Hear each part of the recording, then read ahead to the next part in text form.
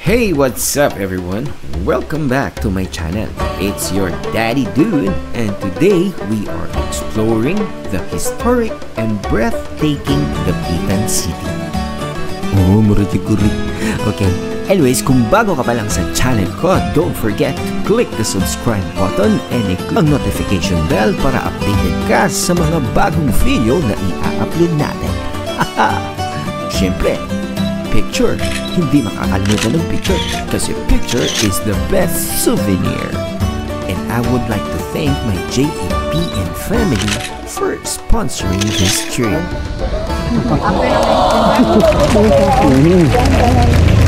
Salamat. Ako bagsa bantu ka lang balay. Bisa? Dire. Patungin.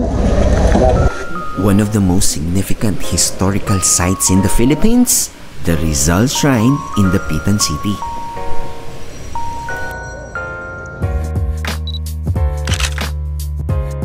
Ang lugar na ito ay hindi lamang isang tourist spot. Ito ay isang bintana sa buhay ng ating pambansang bayani, si Dr. Jose Rizal. Mula noong 1892 hanggang 1896, siya ay inatapon dito. At sa panahong iyon, gumawa siya ng mga kahanga-hangang kontribusyon sa komunidad. Sinimulan ni Rizal ang ilang proyekto. Tumulong siyang magpatayo ng sistema ng patubig na nagbigay ng malinis na tubig sa mga residente. Itinatag din niya ang isang paaralan kung saan nagtuturo siya ng mga batang lalaki ng iba't ibang signatura, kabilang na ang mga wika, agham, matematika at pisikal na edukasyon. Ang kanyang paraan ng pagtuturo ay nagbigay diin sa praktikal na kaalaman at mga pagpapahalaga sa moralidad nating mga Pilipino.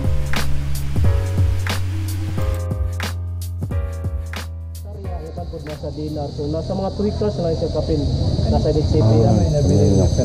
Wala na sir kay Kwan.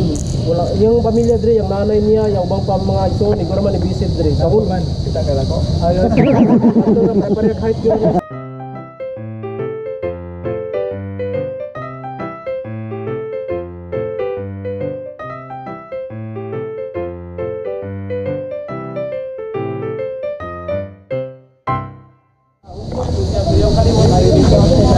Yung tatay nagpatambal diri sa tuloy siya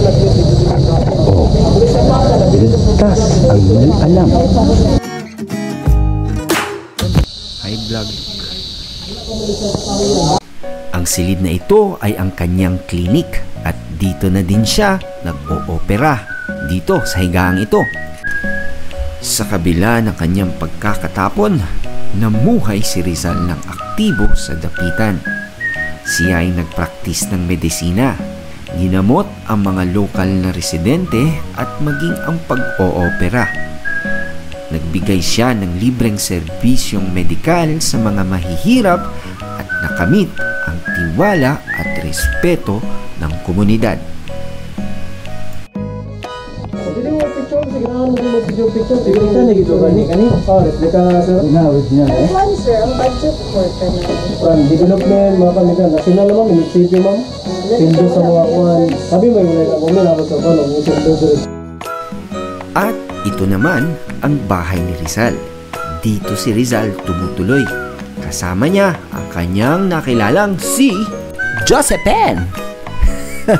Si Josephine Bracken, isang babaeng Irish na dumating sa Dapitan upang mapagamot ang kanyang ama.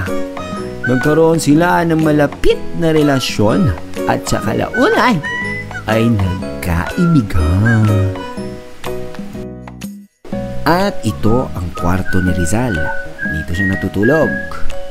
At syempre, yung mga material ng bahay na ito ay talagang hangong-hangong pa sa matagal na panahon ng naninirahan ng mga Pilipino dito sa Pilipinas.